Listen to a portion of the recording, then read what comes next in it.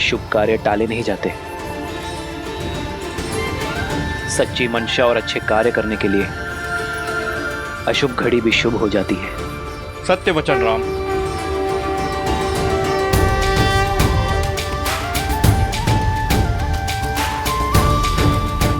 ये अश्वमेध का अश्व है जो धर्मात्मा महाराज कौशल नरेश अयोध्यापति श्री राम की संपत्ति है और मर्यादा और धर्म की गति का प्रतीक है।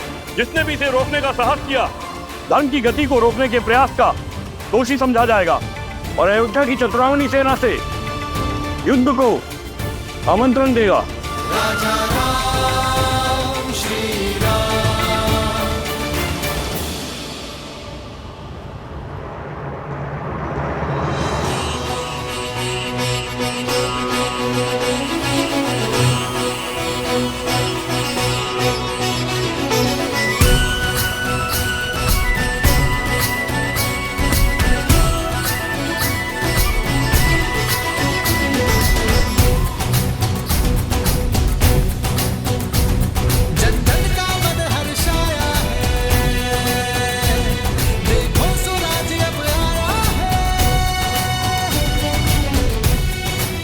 सेना के साथ अश्व की रक्षा के लिए कौन जाएगा? हम सभी सज्ज हैं भैया। आप जिसे आदेश देंगे वो तैयार है। क्या मैं चला जाऊं भैया? ध्यान रहे शत्रुघ्न, ये यज्ञ अन्य राज्यों पर धर्म की सुरक्षा और संधि प्रदान करने के लिए है, उन पर अधिकार स्थापित करने के लिए नहीं है। धर्म और मर्यादा पर संसार की अटूट श्रद्धा बनाए रखने के लिए तुम्हारी सहायता चाहिए मित्र। क्या हमारा सहयोग करोगे? बस इस श्रद्धा को टूटने मत देना।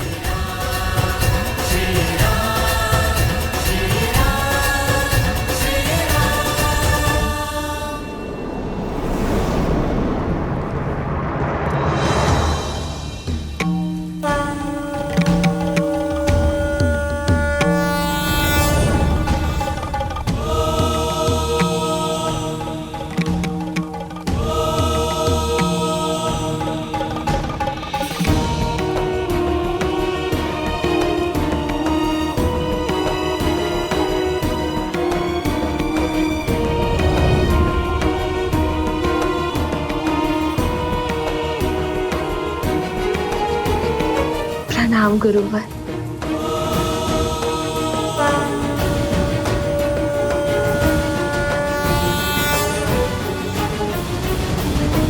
गुरुवर, ये कैसी विडंबना है। ना ही मैं अपने पुत्रों को सत्य बता सकती हूँ और ना ही मैं उनके मन में उनके पिता के प्रति उठे संदेह को मिटा सकती हूँ। श्री राम के प्रति उनकी भक्ति और श्रद्धा में लग रहे गुण को मैं कैसे हटाऊं गुरुवर? भक्ति लगती सरल है वन देवी, किंतु है जटिल। परंतु किसी के आदेश से की गई भक्ति में कोई बल नहीं होता। जब संदेह के ताप में लवकुश की भक्ति जलेगी तो स्वर्ण सी दृढ़ होकर निकलेगी। देखना, एक दिन उनकी भक्ति से प्रेरित होकर संपूर्ण संसार श्री राम भक्ति का लाभ उठाएगा। इसलिए उन्हें अपने मार्ग खोजकर आप तक और आपके माध्यम से उन्हें अपने पिता तक पहुंचने दीजिए। श्री राम के निर्देश पर संदेह तो लक्ष्मण जी ने भी किया होगा। ये तो फिर भी आपके पुत्र हैं। आपकी ओर से प्रश्न करने का लवकुश को पूरा अधिकार है। हे वन देवी, आप तो साक्षात प्रकृति हैं, भूमिजा हैं। यदि आप विचलित हुई तो प्रकृति का नियंत्रण ही टूट जाएगा। इसलिए आप धैर्य धरें और मन को शांत कर अपने आराध्य को स्मरण करें। सब शुभ होगा।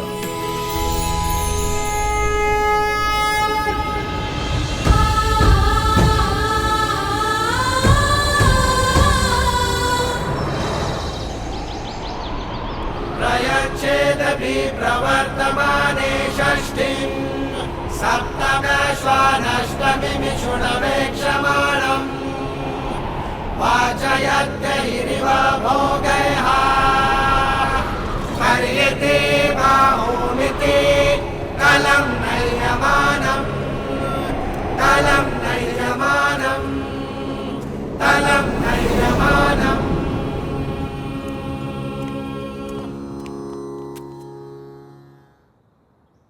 सेनापति, अश्व की रक्षा के लिए किसी के प्राण लेने का अधिकार नहीं है आपको, किंतु रोकने वाले को बंदी बनाने का पूरा अधिकार है। शत्रुघ्न अपनी सेना लेकर आपके पीछे आ रहा है। सर्वप्रथम अश्व को उत्तर की ओर लेकर जाइए। उत्तर में त्रिवेणी धाम के जल से इसे पवित्र करने के पश्चात पश्चिम की ओर कूच कीजिएगा।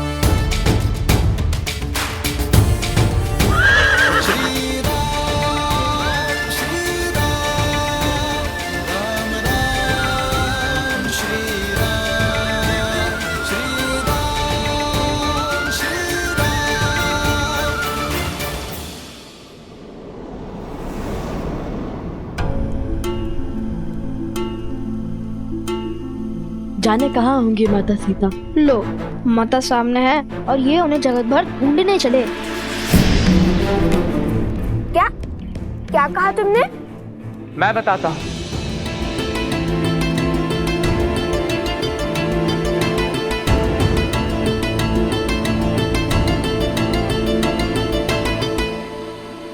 त्रिवेणी धाम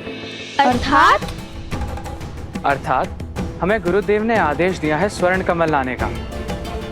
हमें उत्तर की ओर त्रिवेणी धाम जाना होगा।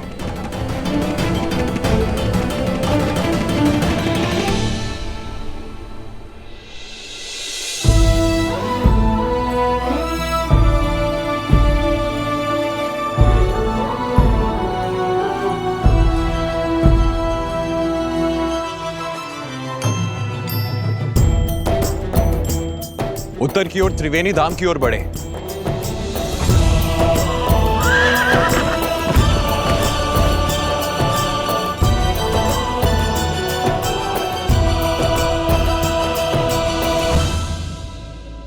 यहाँ हम किसी और दुविधा में हैं और गुरुदेव हमें त्रिवेणी भेजना चाहते हैं। गुरुदेव के हर आदेश में गहरा अर्थ छुपा होता है कुछ। तो देखना, यहाँ से हमें अवश्य ही कोई नया मार्ग मिलेगा।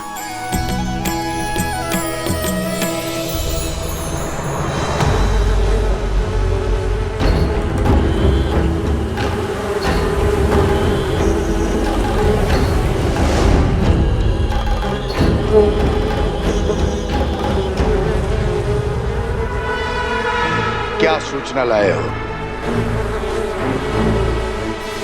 ठीक है, जाओ पूर्व में बसे परेशी गांव में पुनः असुरी रोग फैलाओ। मेरी माया तुम्हारे साथ है।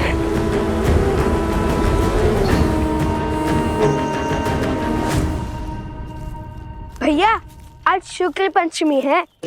यज्ञ के अश्व को मुक्त कर दिया होगा अयोध्या से। हाँ, और कदाचित इसलिए भगवान वाल्मीकि ने हमें आज ही त्रिवेणी धाम जाने का आदेश दिया, या फिर कदाचित यहीं कोई हमें महारानी सीता से मिलने का मार्ग मिल जाए। हाँ भैया, महारानी सीता से मिलने का मार्ग मिल जाए, मुझे अधिक प्रसन्नता होगी। अब बातें बंद करो और आगे बढ़ो। क्या पता नियति का क्या निर्णय हो हमारे लिए। अरे शीघ्र चलो, महारानी सीता से मिलना है या नहीं?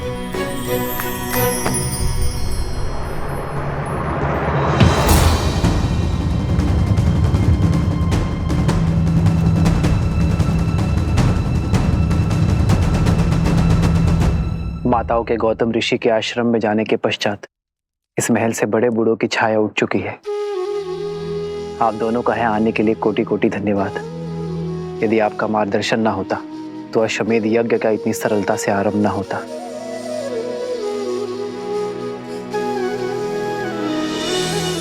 धन्यवाद तो हमें आपका करना चाहिए रहा, इस संसार को अपना सामर्थ्य दिखाने के लिए।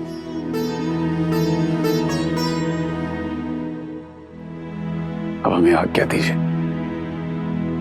चलते हैं।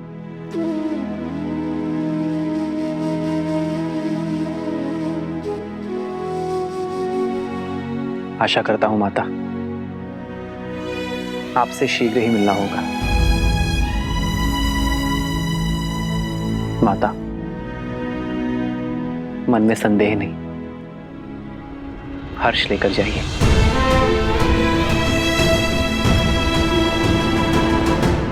माता,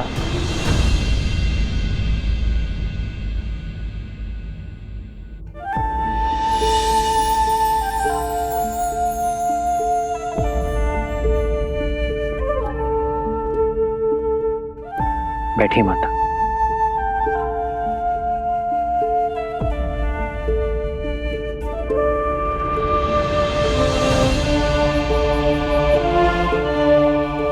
बताइए माता, सीता की अनुपस्थिति में सीता का अर्धांग आपका पुत्र नहीं बन सकता?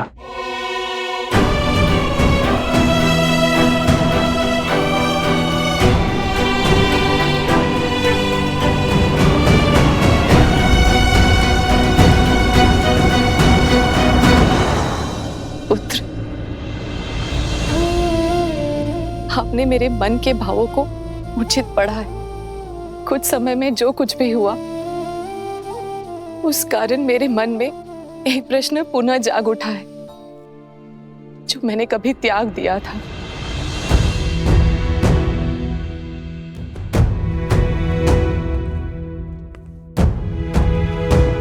माता, अपने पुत्र से कैसी झिझक?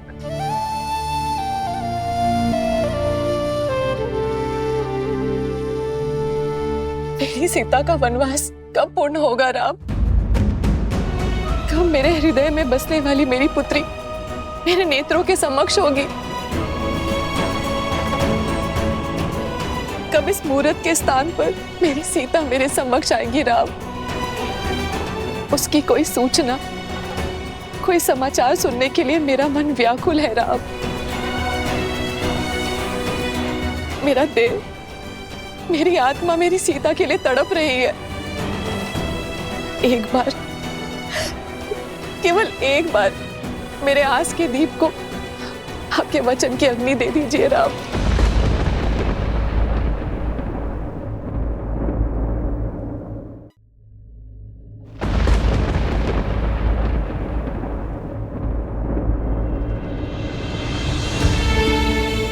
माता, मैंने और सीता ने अपने राज्य के हित के लिए अपना स्वार्थ और साथ त्यागा है।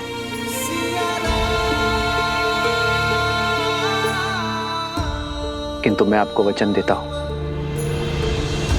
यदि मेरे इस निर्णय पर मुझे पुनर्विचार करने का कोई भी कारण मिलेगा, तो मैं अपनी सीता को खोजने अवश्य जाऊंगा।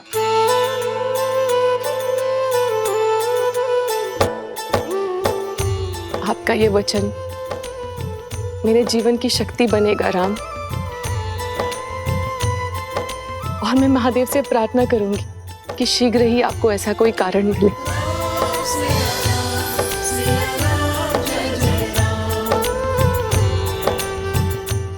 माता, अपनी पुत्री के वियोग के दुख में डूबी एक माता की इच्छा महादेव अवश्य पूरी करेंगे।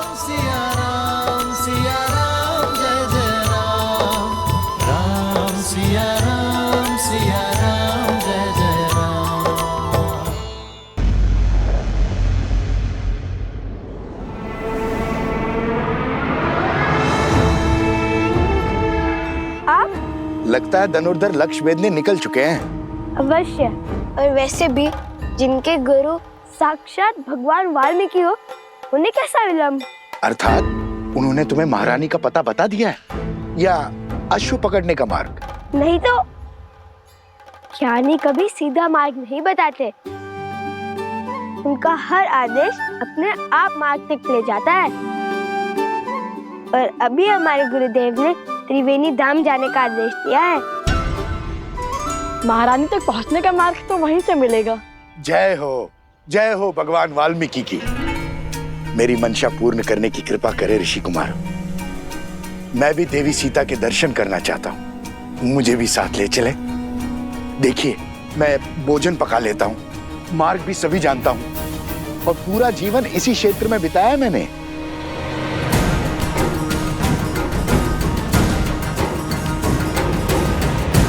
सबकी क्या राय है? सब अपना अपना मत बताइए।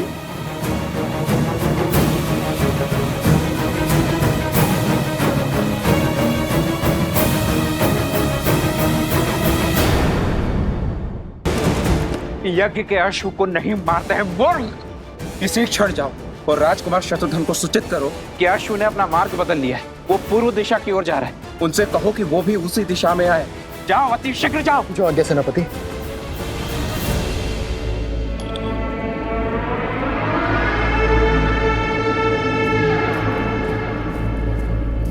ये लीजिए।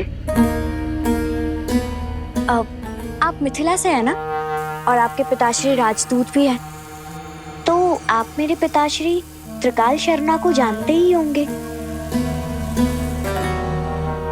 हाँ हाँ अवश्य, हम तो साथ ही पढ़े थे ऋषि श्रृंगा के गुरुकुल में। विवाह के बाद एक पुत्री का जीवन और घर कितना बदल जाता है ना। बहुत स्मृति आती है मुझे पिताश्री की। आती ही होगी, जिस आंगन में जन्म लिया उसे छोड़ आना सरल थोड़ी होता है। किंतु उनका तो सोचो जिनके पिता उनके पास नहीं है।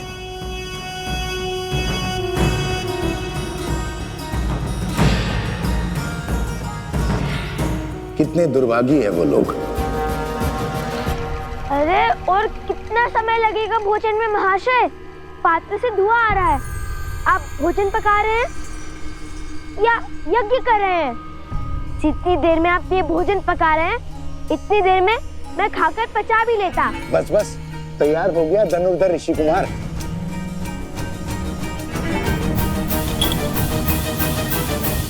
त्रिवेणी धाम तीर्थ में स्नान करने का महत्व है। जब अश्व 3 पवित्र नदियों के जल से निकलते हैं तो देवता समस्त प्रजा को उनके पापों से मुक्त कर देते हैं। यदि उस अश्व को देवता त्रिवेणी से दूर ले जा रहे हैं तो अवश्य ही हमारा कार्य अधिक विकट हो जाएगा। हमें अपनी समस्त शक्तियों के साथ उस अश्व के पीछे जाना होगा। जय श्री राम, जय श्री राम, जय श्री राम, जय श्री राम। बचाओ बचाओ बचाओ बचाओ। मैंने तो उस ओर से आ रही है।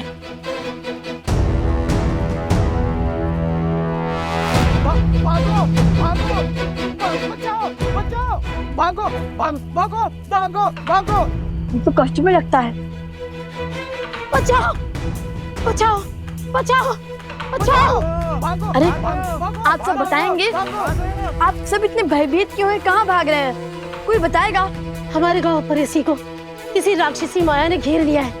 सभी किसी विचित्र रोग से ग्रसित हो रहे हैं। हम ऋषि हरित को खोज रहे हैं क्योंकि उन्हीं के पास इस रोग का उपाय है। ठीक है, जन लाओ इनके लिए।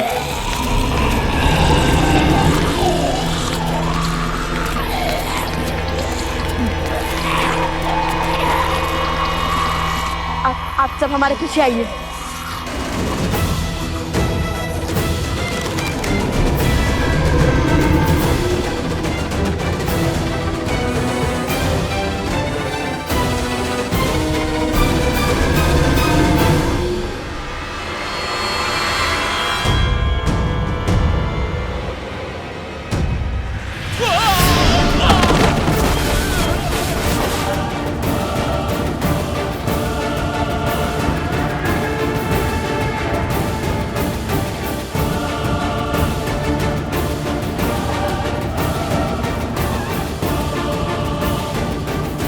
पूर्व में बसे परेशी गांव में पुनः असुरी रोग फैलाओ। मेरी माया तुम्हारे साथ है।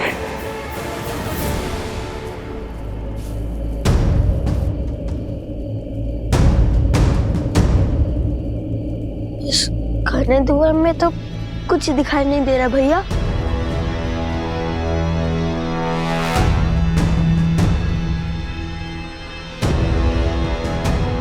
भैया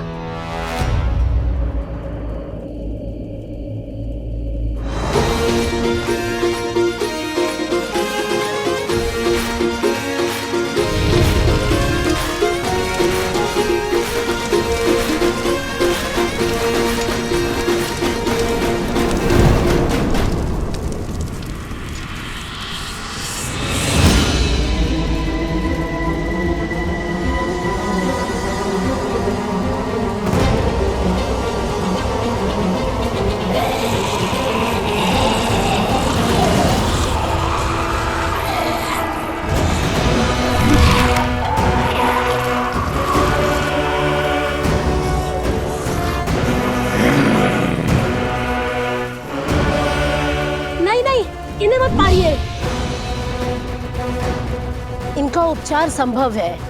ये मलिन आत्माओं के नियंत्रण में है और मानवों के रक्त के प्यासे है।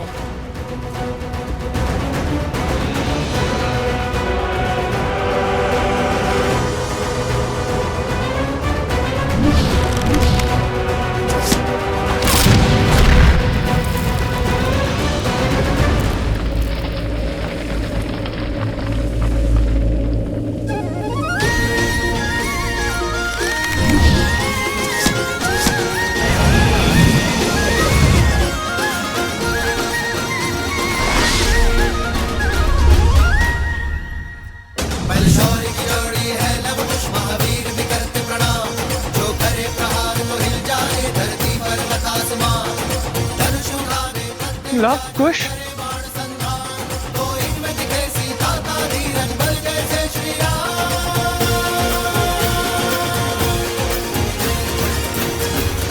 ऋषि हरित ने इनका क्या उपचार किया था? उन पर्वतों के बीच में विशेष औषधियां उगती है, उन्हीं के उपयोग से ऋषि हरित ने इनका उपचार किया था।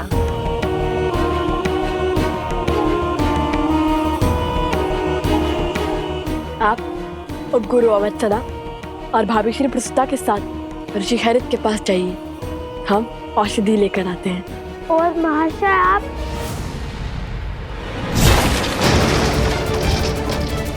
बचाओ बचाओ, भागो भागो भागो भागो भागो। कहा था ना, इनके अस्त्र इनके चरण ही हैं। जहाँ भय लगा वहाँ भाग खड़े होंगे। पहले हमें इन्हें रोकना होगा, अन्यथा हमारे जाते ही ये आसपास के अन्य गांवों पर आक्रमण कर देंगे। क्या करे भैया, यदि ये असुर होते तो लक्ष्मण रेखा खींचकर इन्हें सीमा में बांध देते, किंतु ये तो असुर भी नहीं है। तुम सदा अनजाने में ही उचित युक्ति सुझाती हो कुश। असुर नहीं तो क्या हुआ, हम इनके आसपास एक अभिमंत्रित रेखा तो खींच ही सकते हैं ना। जो अशुद्ध होते हैं उन्हें सदा शुद्धता से, पवित्रता से संकट होता है।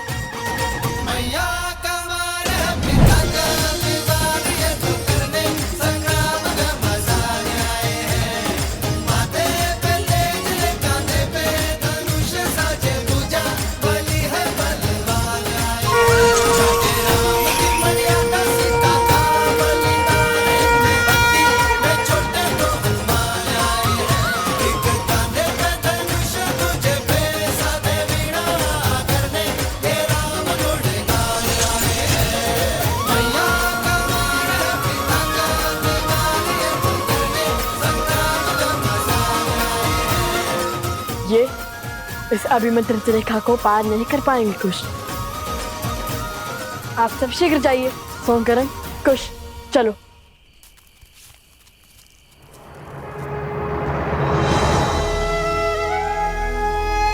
हे माता तमसा, आप सब नदियां, बहनें हैं इस भूमि पर हर और उपस्थित हैं। मेरी आपसे विनती है माता, मेरे पुत्रों का मार्गदर्शन करने में,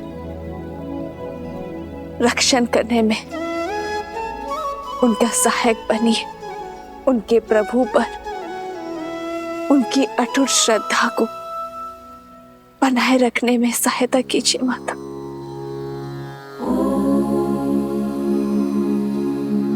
जलनीता पूजनम महानदी देवतानां यथा सर्वाणि देवी सीता प्रीयन्ते तथा तामसः। जलनीता पूजनम महानदी देवतानां यथा सर्वाणि नद्यः प्रीयन्ते तथा तामसः। भूमि की हर नदी जानती है क्या भूमि देवी की पुत्री सीता भूमिजा है, और आपकी संतानों की सुरक्षा हमारा दायित्व है। माता, त्रिवेणी धाम में सभी महानदियां आपके पुत्रों को अपना आशीर्वाद देने हेतु उपस्थित होंगे, किंतु जैसे हम स्वयं किसी घड़े तक नहीं जाती, आपके पुत्रों को हमारा आशीर्वाद प्राप्त करने के लिए नदी में स्वयं स्नान करना होगा। आपका कोटि कोटि धन्यवाद माता। आपके शब्दों ने मेरे मन में आशा की ज्योत जलाई है।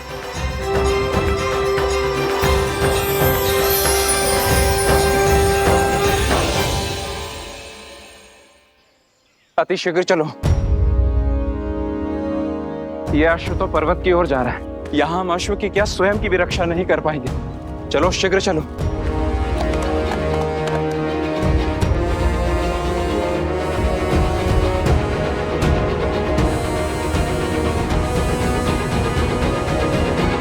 संकल्प है माता सीता को खोजने का, महत्वाकांक्षा है यज्ञ के अश्व को बांधने की, प्रवास है स्वर्ण के कमल लाने के लिए, सज है इनकी रक्षा करने के लिए।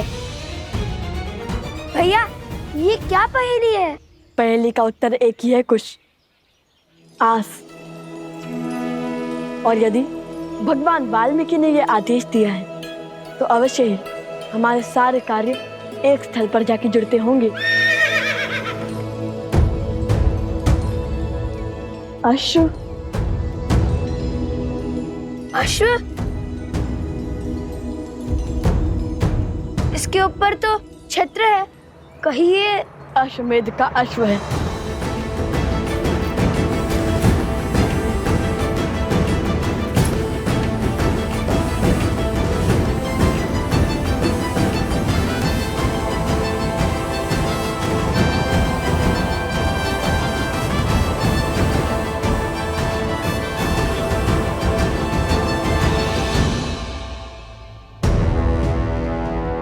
वो देखिए भैया,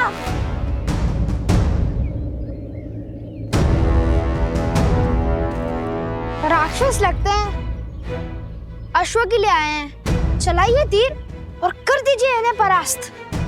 ध्यान से देखो, वे सैनिक हैं और हम सैनिकों पर आक्रमण नहीं कर सकते, किंतु अश्व के लिए केवल इतने सैनिक।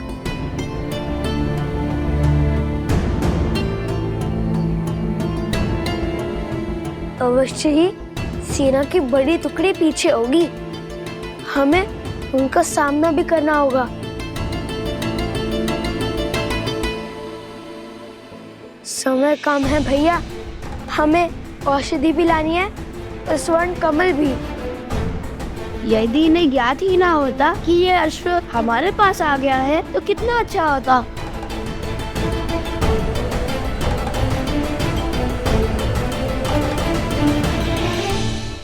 कुश, सोम, आसपास के गांव से एक अश्व लाओ।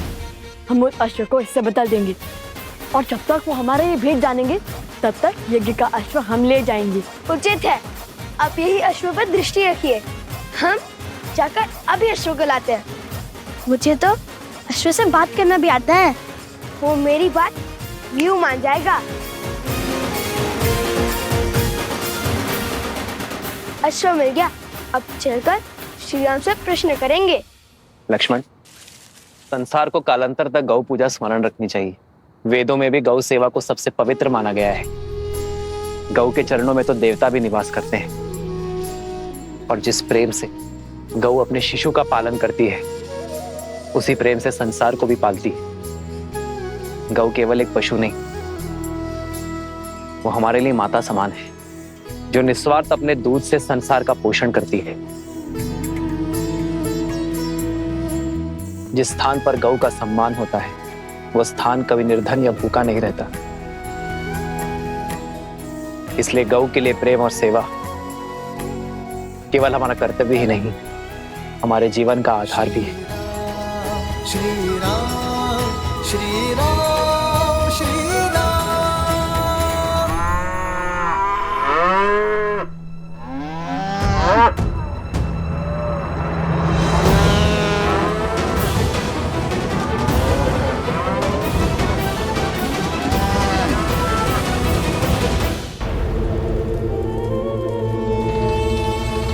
महाराज, महाराज, अश्वमेध यज्ञ के कारण अयोध्या की प्रजा फिर से उस राम की ओर समर्पित हो रही है। मेरे अथक प्रयासों के बाद भी मैं उनके मन को विचलित नहीं कर पा रहा हूं। और कितना समय लेंगे आप महाराज? समय बड़ा चंचल होता है भानासुर, वो किसी के वश में नहीं आता है। मेरे भ्राता दशानंद रावण को भी लगा था कि वो समय के अंत तक जीवित रहेगा, पर देखो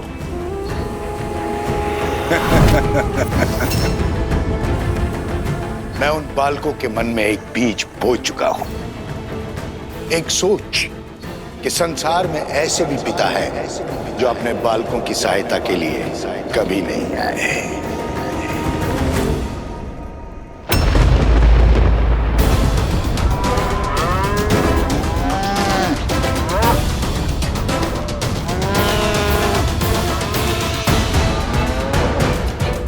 गौ माता का क्रंदन तो अनिष्ट का सूचक होता है। अब इन बालकों को जब पता चलेगा कि श्री राम ही उनके पिता है, जो उनके लिए कभी नहीं था, तब छिड़ेगा युद्ध। किसी कारणवश अश्व की मृत्यु हो जाए तब क्या होगा? अश्व की मृत्यु तभी संभव है जब यज्ञ देवता कुपित हो। यज्ञ देवता का प्रभु श्री राम पर कोपित होना तो असंभव है। संभव है। असंभव? जितनी पवित्रता से भैया ने ये यज्ञ करवाया है, यज्ञ देवता का कुपित होना असंभव है गुरुदेव। यज्ञ में दी आहुति यदि यज्ञ देवता ने ना स्वीकारी तो वो कुपित होंगे। परंतु यज्ञ देवता आहुति स्वीकार करेंगे क्यों नहीं? क्योंकि यज्ञ में मंत्रोच्चार केवल महाराज राम ने किया है, उनकी पत्नी ने नहीं। परंतु महारानी की मूर्ति मंत्रोच्चार कैसे कर सकती है?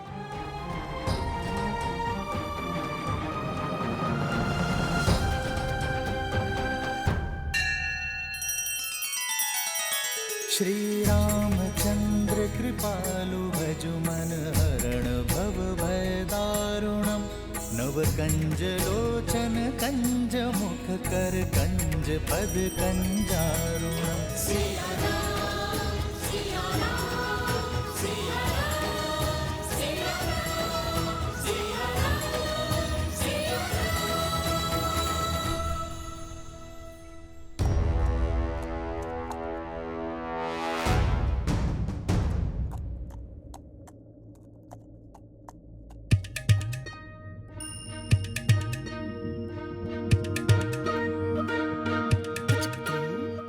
क्या लाए हो तुम?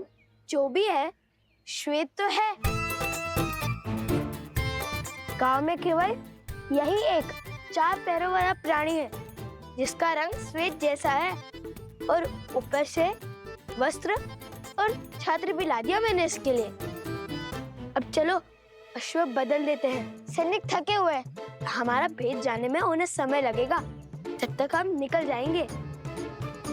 दिख रहा है अश्व किसी को? दिख रहा है क्या? नहीं, लगता है और ऊपर गया है। शीघ्र खोजो उसे। चलो।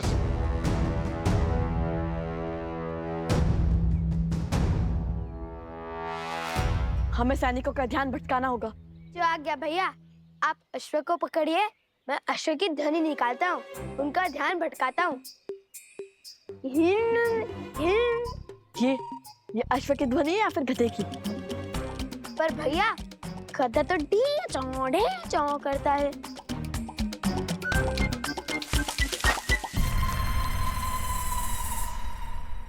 कदाचित ये सोर गया होगा।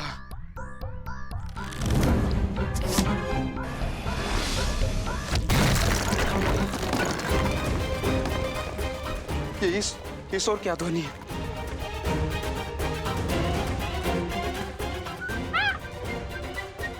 शांत शांत, डरो मत। तुम इसे उस ओर ले जाओ जहां मैंने बाण चलाया था। तुम मेरे साथ आओ।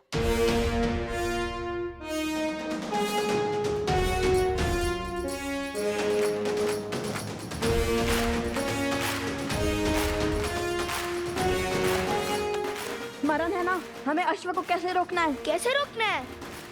ये बात कब हुई?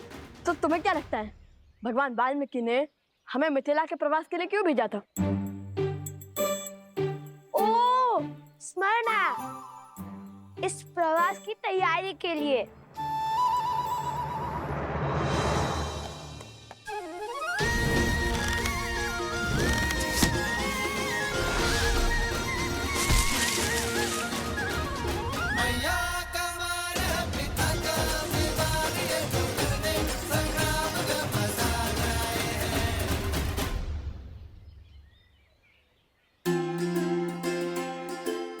सीताराम? भैया, ये तो वही अश्व है। राम सिया राम जय जय राम। राम सिया राम जय जय राम। कदाचित इसका, हमारा और सीताराम का कोई ना कोई संबंध अवश्य है। क्यों मित्र, हम स्मरण है ना? उस गधे से भय तो नहीं लगा?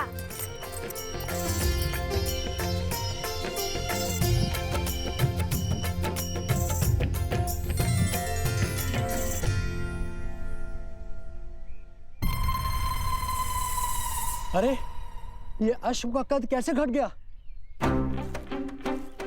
मिला, अश्व मिला।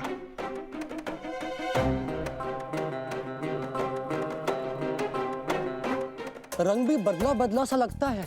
इस काले पर्वत में उसका रंग धूमिल सा हो गया होगा। पर इस पर छत्र तो है, पर अश्व जैसा नहीं है। एक ही वाक्य में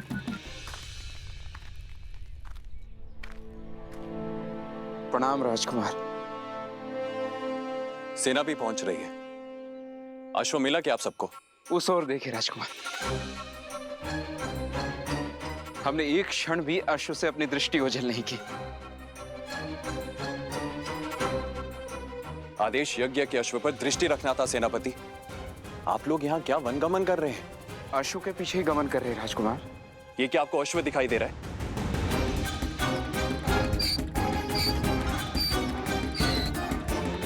ये एक गधा है आप ही की तरह सेनापति। आप अयोध्या लौट जाइए। सैनिकों, हमें शीघ्र ही अश्व ढूंढना होगा।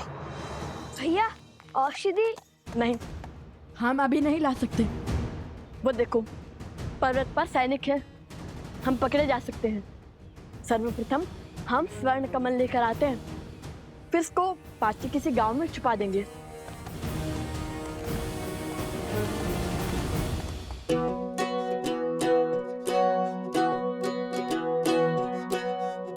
सुनो, यह स्थान उचित है। यहाँ पर कोई भी अश्व को नहीं ढूंढ पाएगा।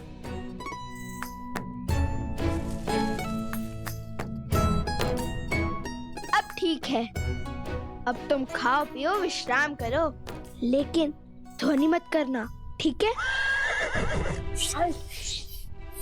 ध्वनि मत निकालना।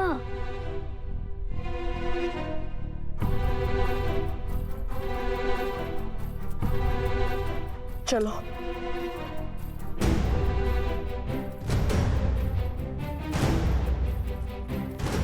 अरे, अब क्यों छुप रहे हैं हम? अब तो अश्व भी नहीं है हमारे साथ।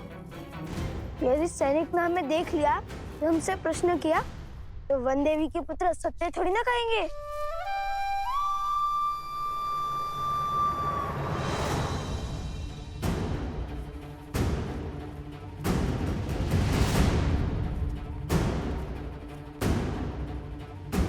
त्रिवेणी धाम निकट ही है, शीघ्र चलो।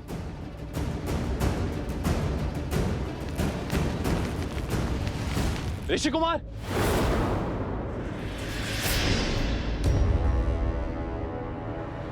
भागो! अरे रुकिए ऋषि कुमार।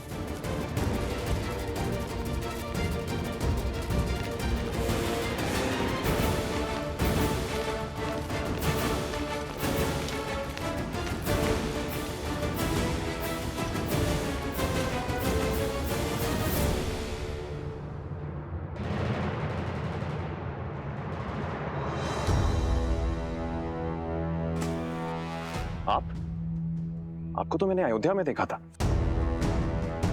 और क्या वो ऋषि कुमार वही हैं जिन्होंने अयोध्या में गान किया था? क्या आप क्या कहना चाहते हैं? नहीं, वो नहीं है। तो फिर वो दोनों भागे क्यों? क्योंकि वो असत्य नहीं बोल सकते, किंतु मैं बोल सकता हूँ ना। आपने क्या हमारे अश्वमेध के अश्व को कहीं देखा है? सत्य कही, अन्यथा आपके प्राण संकट में पड़ सकते हैं। सत्य सत्य तो ये है, आप और आपके सैनिक कभी एक बाल ऋषि कुमार के प्राण नहीं हारेंगे। और दूसरा सत्य ये है, आप और आपके सैनिक लव कुश से कभी जीत नहीं पाएंगे। राजरुज, वो दिख गए, वो ऋषि कुमार। ऋषि कुमार, रुको।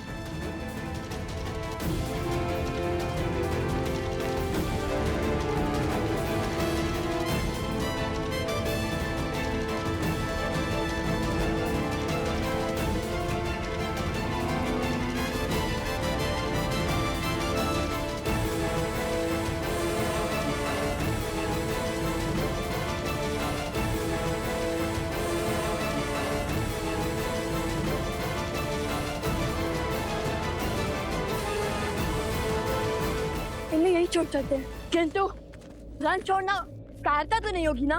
कभी कभी रन छोड़ देना ये सबसे बड़ी रणनीति है।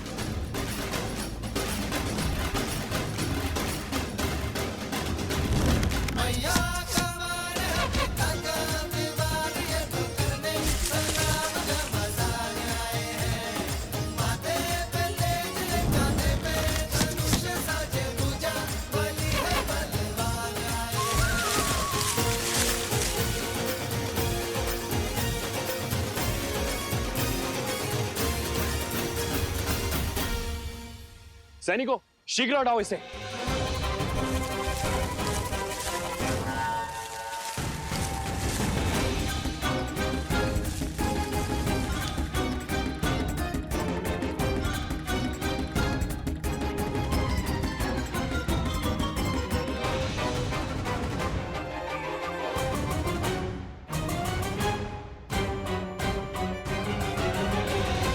आज तक तो केवल रुके थे, अब फंसेंगे।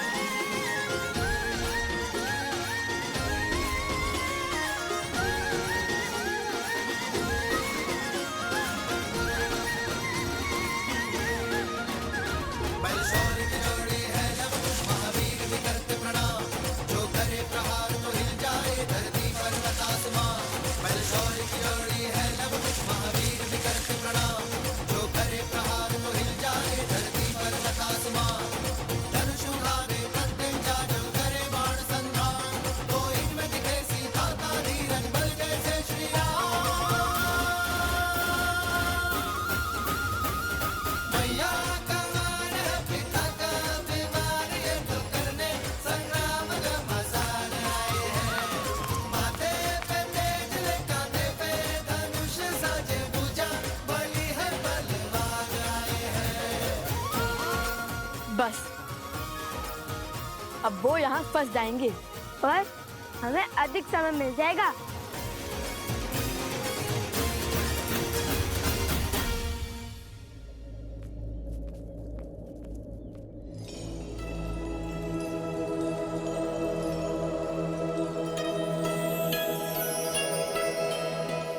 अंततः हम त्रिवेणी धाम पहुंच गए। वो देखो तमसा, वो देखो सोना, और वो जो दाहिने ओर से आ रही है वो है सप्तगंडिका, जहाँ तीनों नदियों के मिलने का स्थान है, इसलिए ये त्रिवेणी है। सुंदर भैया, क्या रूप है इस त्रिवेणी धाम का।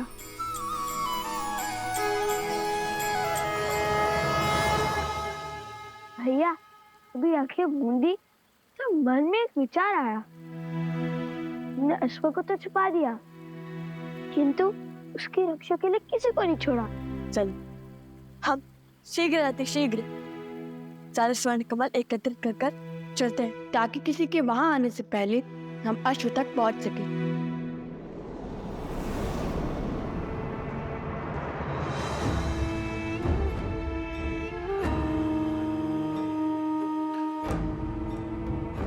आओ प्रबंधासुर, देखो तुम्हारे परम मित्र और मेरे प्रिय पुत्र चंद्रबाहु की मृत्यु का प्रतिशोध लेने की घड़ी आ गई है।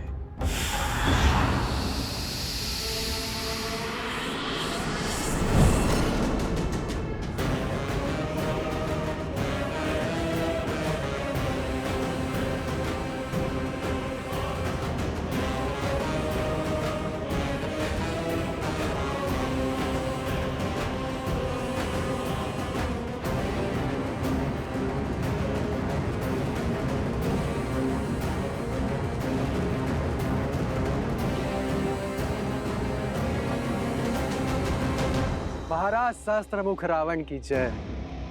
महाराज, जिस क्षण की प्रतीक्षा में मैं अब तक जी रहा था, वो क्षण, वो प्रतिशोध का सुख देने के लिए आपका कोटि कोटि धन्यवाद।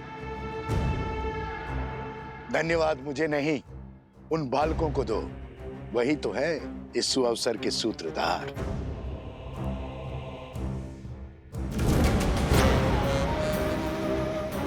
मैं उस अश्व को मारकर उस राम के अश्वमेध यज्ञ को असफल कर दूंगा। वो जिस मर्यादा धर्म की ध्वजा लहराना चाहता है, उसे मैं तार तार कर दूंगा। कदापि नहीं। हमारे प्रतिशोध की पूर्ति इस अश्व की मृत्यु से नहीं होगी। जैसा मैं कहता हूं वैसा करो। किंतु महाराज, सामने खड़े सुअवसर को केवल मूर्ख ही गवाते हैं। मैं इस अश्व को मारकर सीधा राम को युद्ध के लिए ललकारूंगा। फिर वो तो क्या, उसके समस्त परिवार को समाप्त कर दूंगा मैं। अपनी क्रोधाग्नि को शांत करो, बल से नहीं बुद्धि से काम लो। वचन देता हूं, प्रतिशोध का ऐसा भव्य सुख दूंगा तुम्हें, जिसमें राम और उसका परिवार स्वयं ही एक दूसरे की मृत्यु का कारण बनेंगे। सोचो, एक बार में सबको मारने में आनंद आएगा या उन्हें स्वयं ही एक एक करके एक दूसरे को मारते हुए देखने में आनंद आएगा। और अपनी योजना के लिए मैंने तुम्हें चुना है, क्योंकि छल में तुम्हें मात देना असंभव है। तुम कभी भी कोई भी रूप धरकर किसी भी वस्तु में प्रकट हो सकते हो। मैं चाहता हूं कि तुम यज्ञ के अंत तक इस अश्व के साथ रहो। वो लवकुश बहुत संस्कारी और साहसी है। तुम मेरे साथ मिलकर इस अश्व को इक्ष्वाकु वंश के अंत का साधन बनाओगे। परंतु महाराज, किंतु परंतु यद्यपि कुछ नहीं सुनना है मुझे। जैसा कहता हूं वैसा करते जाओ।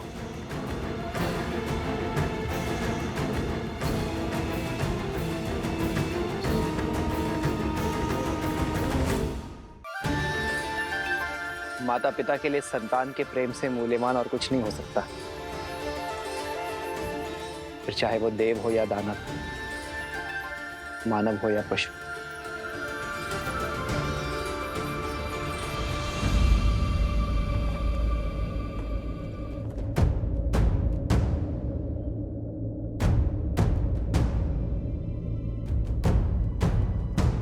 क्या हुआ सेनापति? शत्रुघ्न ने तुम्हें यहाँ क्यों भेजा?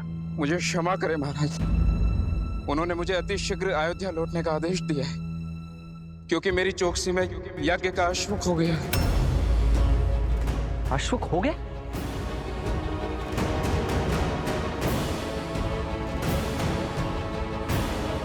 और अब वो स्वयं अश्व को खोज रहे हैं। यज्ञ का अभिमंत्रण आसुरी शक्तियों और दुर्घटनाओं से बचाता है, किंतु केवल तब जब देवताओं का आशीर्वाद हमारे साथ हो।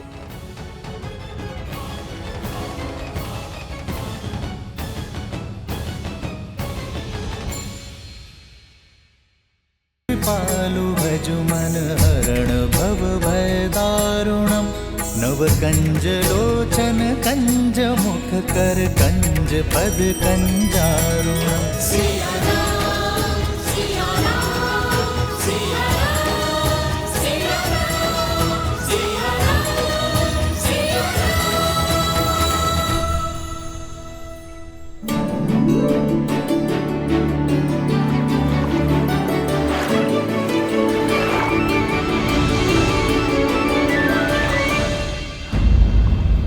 हाँ, कमल तो है, किंतु स्वर्ण कमल नहीं।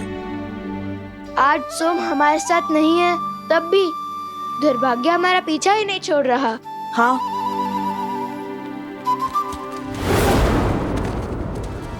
लगता है वो लोग समीप आ रहे हैं। ना जाने कहाँ होगा ये स्वर्ण कमल। सावधानी से आगे बढ़ो, अवश्य आगे भी कोई छल हो सकता है।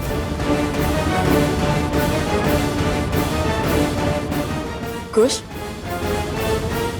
कहीं हम कुछ भूल तो नहीं रहे?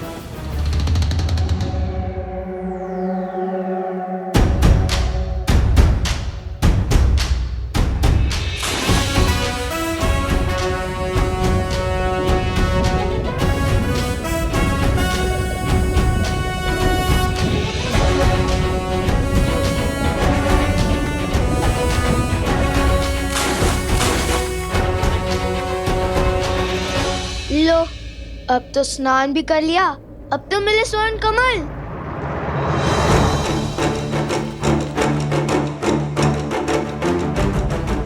भैया, ये आने वाले हैं। चलिए पानी के भीतर छुप जाते हैं। ऐसे कब तक छुपेंगे कुश? और यदि वो भी जल में उतर गए तो? अब ये सोचो कि हम चूक कहाँ रहे हैं। और यदि भगवान वाल्मीकि ने कहा है तो दिव्य स्वर्ण कमल भी तो यही होने चाहिए ना? किसी ने चुरा तो नहीं लिए? अरे कुश, स्वर्ण कमल कोई कैसे चुरा सकता है? उनके रक्षक तो स्वयं यक्षराज कुबेर हैं, कुबेर।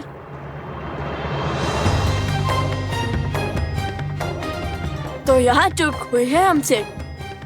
कुबेर मंत्र का जाप करने को कहा था गुरुवर भरद्वाज ने हमें।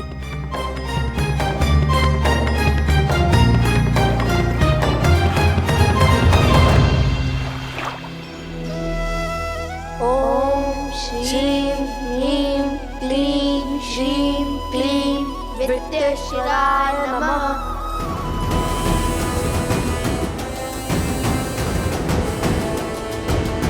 नदी की ओर चलिए, अवश्य ही वो अपनी प्यास तृप्त करने नदी की ओर भागे होंगे। ओम श्रीं ह्रीं क्लीं श्रीं विद्येश्वराय नमः। ओम श्रीं ह्रीं श्रीं क्लीं विद्येश्वराय नमः। ओम श्रीं ह्रीं क्लीं श्रीं क्लीं विद्येश्वराय नमः। ओम श्रीं ह्रीं क्लीं श्रीं क्लीं विद्येश्वराय नमः। ओम श्रीं ह्रीं क्लीं श्रीं क्लीं विद्येश्वराय नमः। हे तमसा माता, सहायता कीजिए हमारी। हमारी माता भी आप ही की भांति हैं, प्रकृति का अंग। आप जल देवी हैं और हमारी माता वन देवी हैं। बचाइए हमें तमसा माता। विद्येश्वराय नमः। ओम श्रीं ह्रीं क्लीं श्रीं क्लीं विद्येश्वराय नमः। आपके पुत्रों को हमारा आशीर्वाद प्राप्त करने के लिए नदी में स्वयं स्नान करना होगा और आपकी संतानों की सुरक्षा हमारा दायित्व है।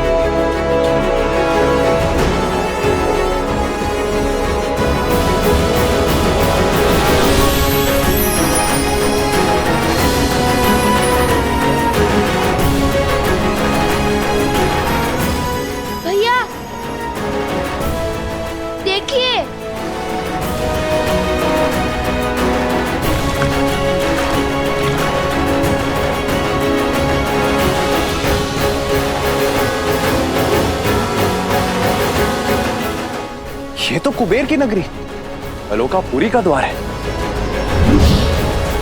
यक्षराज कुबेर, उन ऋषि कुमारों ने अयोध्यापति महाराज श्री राम के अश्वमेध यज्ञ के अश्व को रोकने का दुस्साहस किया है। अयोध्या नरेश श्री राम के नाम पर मैं आपसे निवेदन करता हूं कि ये द्वार खोल दीजिए।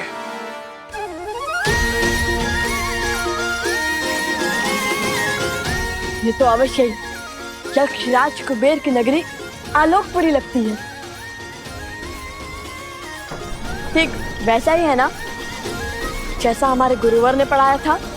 भैया, महल का द्वार खुल चुका है, चलो भीतर चलते हैं। यदि कोई मिला तो उनसे स्वर्ण कमल का पता पूछ लेंगे।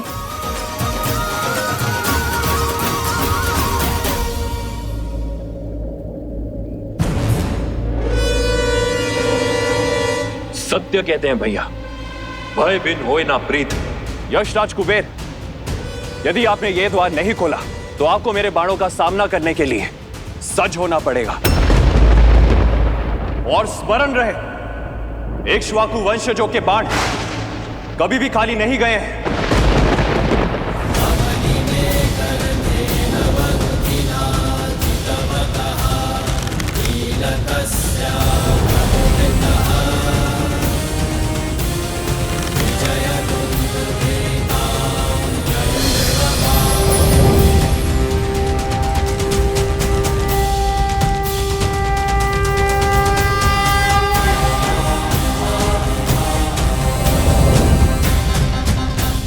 प्रणाम राज अनुज शत्रुघ्न। प्रणाम, लेकिन मैं आपका अभिनंदन लेने नहीं, अश्वमेध यज्ञ के अश्व के चोरों को लेने आया हूं। उन ऋषि कुमारों को मुझे सौंप दीजिए कुबेर, जिन्होंने अभी आपके नगर में प्रवेश किया है। क्षमा करें, किंतु उनके साथ मैं विश्वासघात कैसे करूं? आप तो जानते हैं ना वो कौन है। और वो कोई साधारण बालक नहीं है, वो अनमोल रत्न है, केवल मेरे लिए नहीं अपितु समस्त संसार के लिए। सब जानता हूं मैं, जानता हूं कि उन्होंने अश्वमेध यज्ञ के अश्व को चुराकर कहीं तो छुपाया है। उस अश्व को खोजकर ये यज्ञ को पूर्ण करवाना कर्तव्य है मेरा। आप मुझे भीतर जाने दीजिए। आप तो बली है, कृपया मेरा निवेदन स्वीकार करें, हट ना कीजिए। आप शायद भूल रहे हैं यशराज कुबेर, जिसके अश्वमेध के मार्ग में आप बाधा डाल रहे हैं वो वही श्री राम है, जिनके अनेक उपकार हैं आप पर। उन्हीं के कारण संसार रावण जैसे महाराक्षस के प्रकोप से बचा, और आप भी। उन्हीं के कारण आपको आपका पुष्पक विमान पुनः प्राप्त हुआ। उस उपकार का, उस ऋण का ये मूल्य चुकाएंगे आप? अश्वमेध यज्ञ के अश्व के चोरों को बचाकर?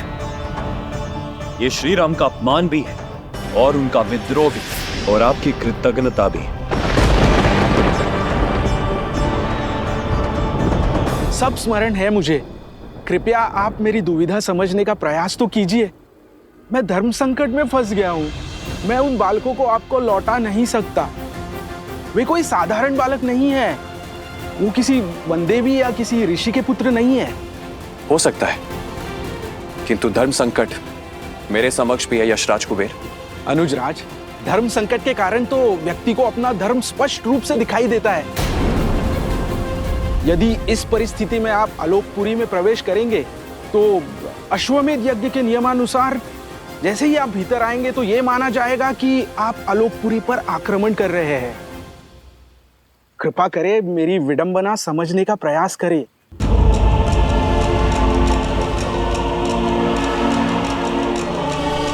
ठीक है, खेलिए दाव, पर भूलिएगा मत, चोर का सहायक भी चोर ही होता है कुबेर।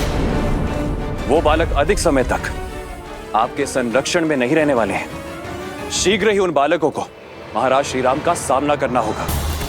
उस क्षण की प्रतीक्षा तो समस्त संसार को है।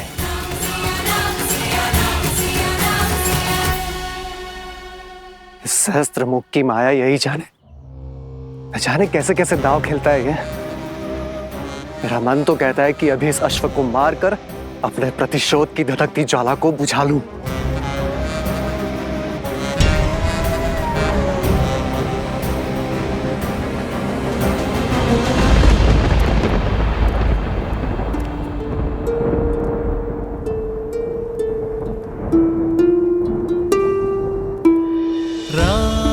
सिया राम सिया राम सिया राम राम सिया राम सिया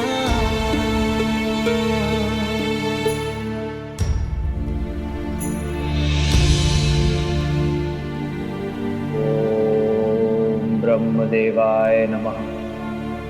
ओम ब्रह्मदेवाय नमः। हे ब्रह्मदेव, आप तो संसार के निर्माता हैं, जीवन दाता है, इस धरा पर हो रहे हर यज्ञ के कर्ता धर्ता है। मेरी आपसे विनती है ब्रह्मदेव, इस विकट परिस्थिति में मेरी सहायता कीजिए। ये राम सीता के सिवाय और किसी का नहीं हो सकता। ना मैं पुनर्विवाह कर सकता हूं और ना ही ये राज्य छोड़ सकता हूं। अश्वमेध यज्ञ की सफलता धर्म की रक्षा के लिए अति आवश्यक है। जो मूरत मेरी सीता की सूरत है, जो इस यज्ञ के लिए मंत्र नहीं पढ़ पाई, यदि देवता उससे रुष्ट है तो यह यज्ञ असफल हो जाएगा ब्रह्मदेव। धर्म हार जाएगा। मेरी सहायता कीजिए ब्रह्मदेव। ओम ब्रह्मदेवाय नमः। ओम ब्रह्मदेवाय नमः। ओम ब्रह्मदेवाय नमः। ओम ब्रह्मदेवाय नमः। ओम ब्रह्मदेवाय नमः।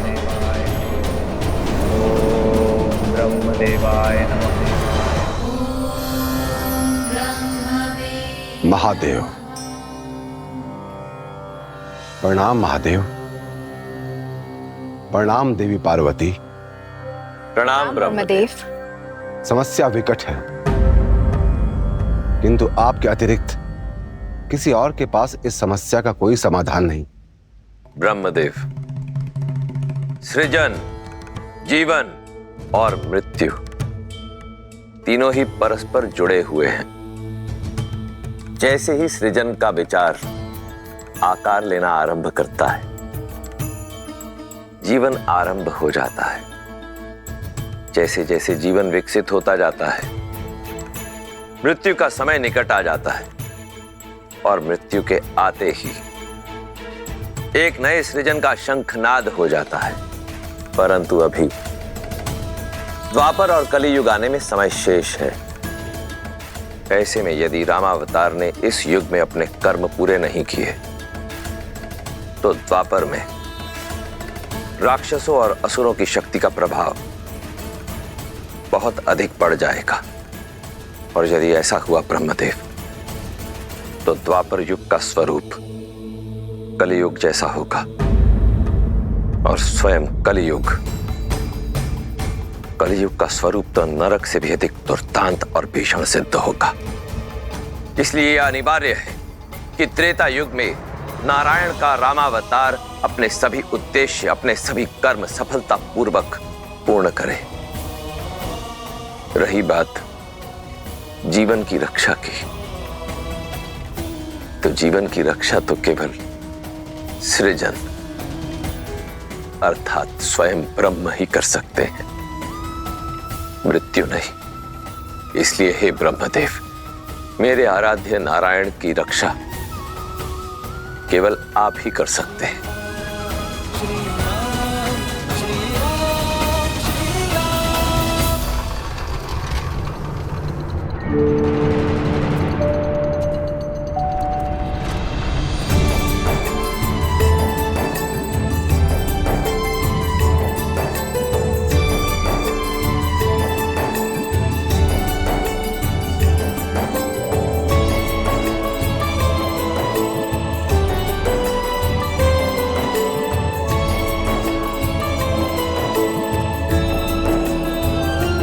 अद्भुत, ये महल तो पूरा स्वर्ण से बना है।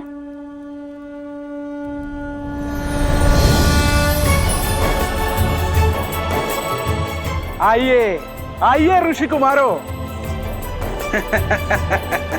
मेरी नगरी अलोकपुरी में आप दोनों का स्वागत है।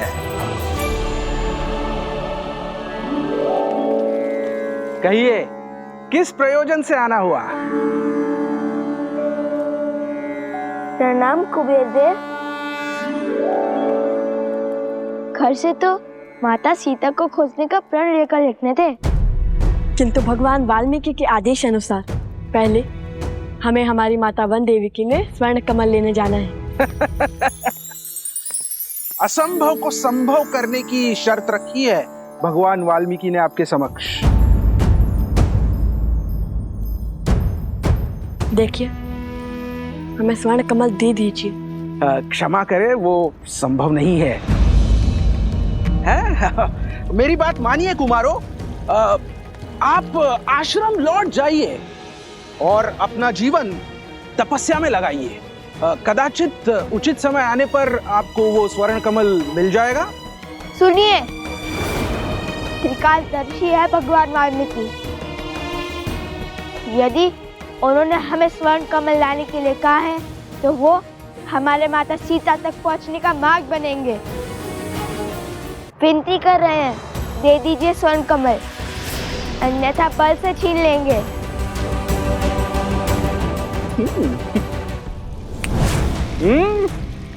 अब आपने चुटकी नहीं बजाई, युद्ध का आह्वान किया है, तो हमें आप सबको हराकर स्वर्ण कमल पर आधिपत्य स्थापित करना होगा।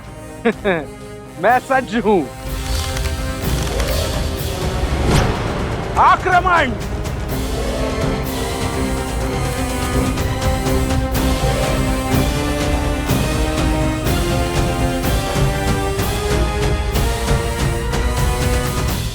चाव भी नहीं कर सकते।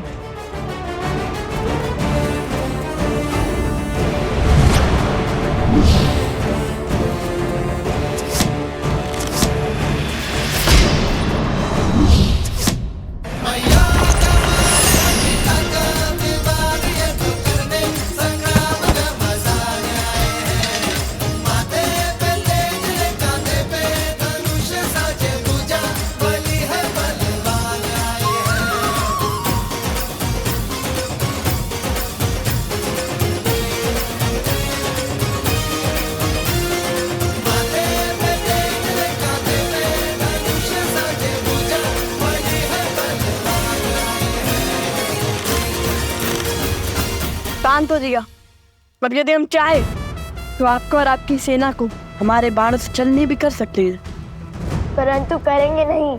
हमें स्वर्ण कमल दे दीजिए और ये अध्याय यही समाप्त कीजिए। इतनी शीघ्रता क्या है?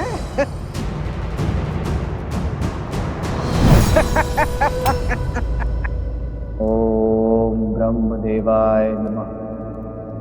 ओम ब्रह्मदेवाय नमः। एक किरण जो अपने प्रकाश से उन्हें जीवन देती है, सोए हुए मन में ऊर्जा भरती है। सीते, आप मेरे वही सूर्य हैं, हमें एक होने से कोई नहीं रोक सकता। यदि सीता के प्रति मेरा प्रेम, हमारा प्रेम और समर्पण अटूट है ब्रह्मदेव,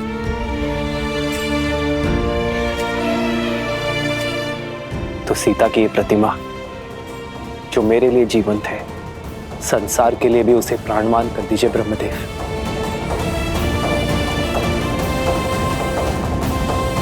ओम ब्रह्मदेवाय नमः।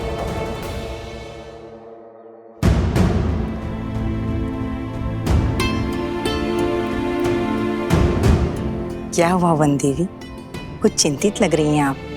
मन विचलित था तो सोचा ऋषि भारद्वाज से मिल लो, किंतु गुरु माँ, वो ना तो अपने कुटीर में है और ना ही ध्यान क्षेत्र में। ऋषि भारद्वाज अपने आश्रम में है, ब्रह्मदेव जयंती की सज्जा का अवलोकन कर रहे हैं। वो हर वर्ष भव्य पूजा करते हैं ब्रह्मांड की सृजनकर्ता को प्रसन्न करने के लिए। अभी कुछ समय में लौट आएंगे। यदि ऐसा है तो गुरु माँ मुझे आज्ञा दीजिए, मैं जाके उनका मंदिर स्वच्छ कर देती हूँ। किसी कार्य में व्यस्त रहूंगी तो मन भी विचलित नहीं होगा। क्यों नहीं पुत्री, तुम्हारी श्रद्धा के दीप से पूरा आश्रम जगमगाएगा।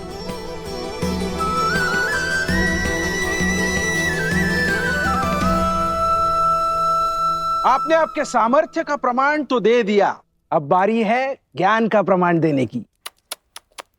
बड़े हट्टी हैं आप यक्षराज, देते हैं अब अपने ज्ञान का प्रमाण। पूछिए, क्या पूछना है? तो मेरा पहला प्रश्न, वो कौन सी अनमोल वस्तु है जो व्यक्ति दूसरे को दे भी सकता है और देने के पश्चात वो वस्तु उसके पास रह भी जाती है?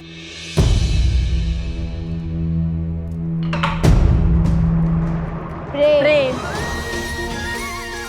प्रेम बांटने से घटता नहीं है, कभी कभी दुगना लौट कर भी आता है। अति उत्तम। अब दूसरा प्रश्न, साहसी व्यक्ति के लिए सबसे कठिन कार्य कौन सा होता है?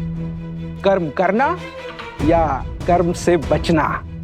कभी कभी पग पीछे धरने से अधिक साहसी कुछ नहीं होता। कई परिस्थितियों में हमें अपने अभिमान का बलिदान देना होता है, कर्म करने से बचना पड़ता है, जैसे श्री राम ने किया था। यदि वो चाहते तो एक ही बार में रावण को हरा माता सीता को ले आते, किंतु उन्होंने अभिमान का नहीं, धर्म का पथ चुना। अद्भुत। अब अंतिम तीसरा प्रश्न। वहाँ हम अश्व को अकेला छोड़कर आए हैं और यहाँ आपके प्रश्न समाप्त ही नहीं हो रहे। अब तो प्रतिशोध के साथ साथ क्रोध की ज्वाला भी धधक रही है मेरे मन में। अब निर्णय तुम नहीं, मैं लूंगा शास्त्र मुख। मैं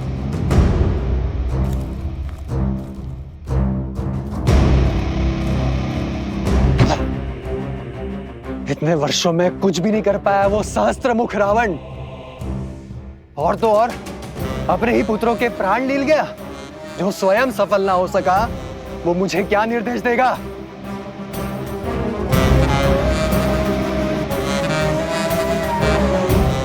शीघ्र पूछिए ना, हमारे पास अधिक समय नहीं है। हाँ हाँ, इतनी शीघ्रता क्यों है? कुमारो, तनिक थोड़ा धैर्य तो रखो। अब तीसरा और अंतिम प्रश्न, बताइए, दुख, कष्ट, पीड़ा व्यक्ति को क्यों होती है? उसके पीछे कोई उद्देश्य है या केवल नियति?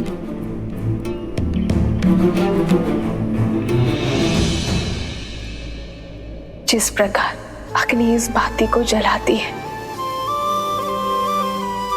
किंतु इतना कष्ट सहने के बाद भी बाती अग्नि का साथ नहीं छोड़ती, उसी प्रकार श्रद्धा हृदय को पीड़ा तो दे सकती है, किंतु इसका अर्थ ये नहीं है कि तुम श्रद्धा का ही त्याग कर दो। पीड़ा, ये पीड़ा ही तो है जो आत्मा को ज्ञान का प्रकाश देती है। पीड़ा हमारे जीवन को साकार करती है, पीड़ा हमारे चरित्र को आकार देती है। कठिनाइयाँ और संघर्ष हमारे शिक्षक हैं। पीड़ा व्यक्ति के व्यक्तित्व को प्रकाशित करती है। ठीक उसी प्रकार जिस प्रकार बाती स्वयं जलकर अंधेरे कक्ष को जगमग करती है।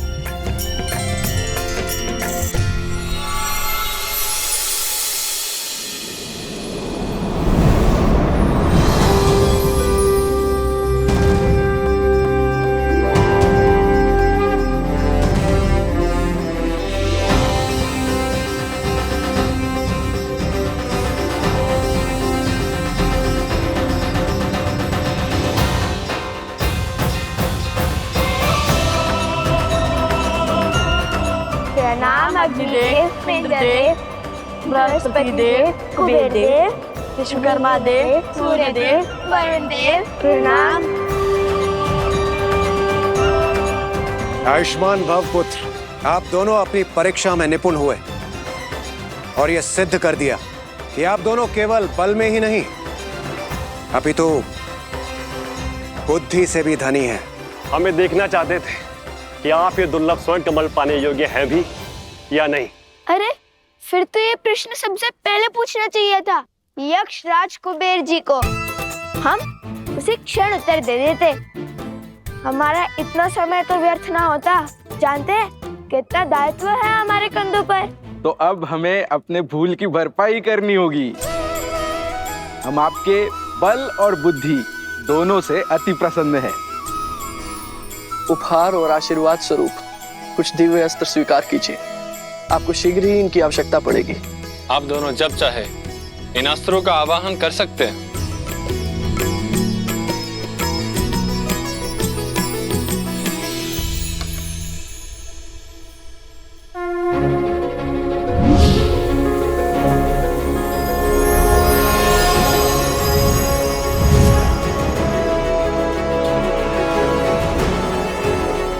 मेरी ओर से मेघस्त्र और जलस्त्र स्वीकार करें। मेरी ओर से ये आयुधास्त्र स्वीकार कीजिए।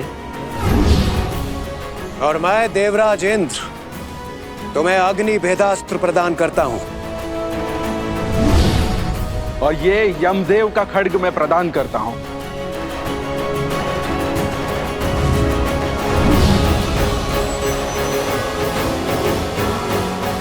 धन्यवाद देवतागण।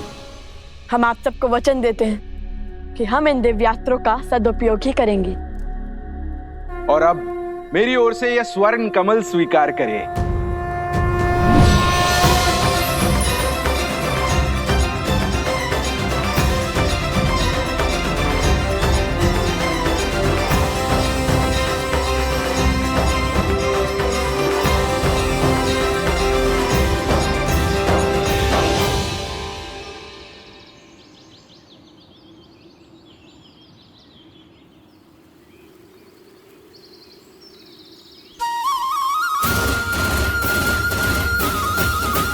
धन्यवाद कुबेर देव। भैया माता कितनी प्रसन्न होगी ना ये सुनकर कि हमने इतने सारे दिव्यास्त्र पा लिए।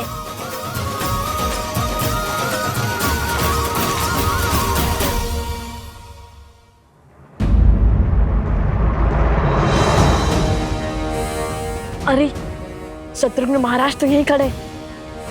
अब इनसे युद्ध करने के सिवाय हमारे पास और कोई उपाय नहीं है।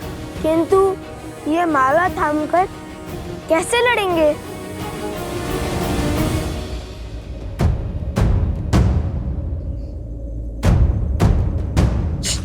धीरे बोलो। देखो हम देख नहीं पा रहे। दृष्टिहीन सैनिक? यदि दृष्टिहीन होते तो सेना का भाग कैसे बनते? अभी पता करता हूँ।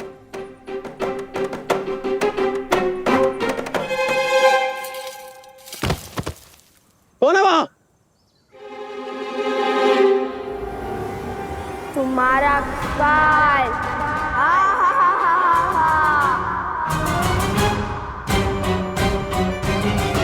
हम तो अदृश्य हो गए। ये शक्ति किस देवता ने दे दी हमें?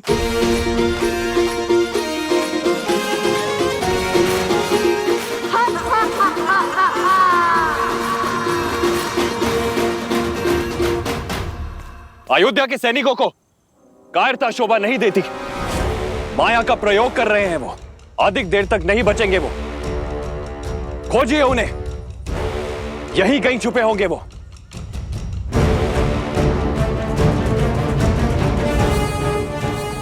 शीघ्र निकलते हैं यहां से।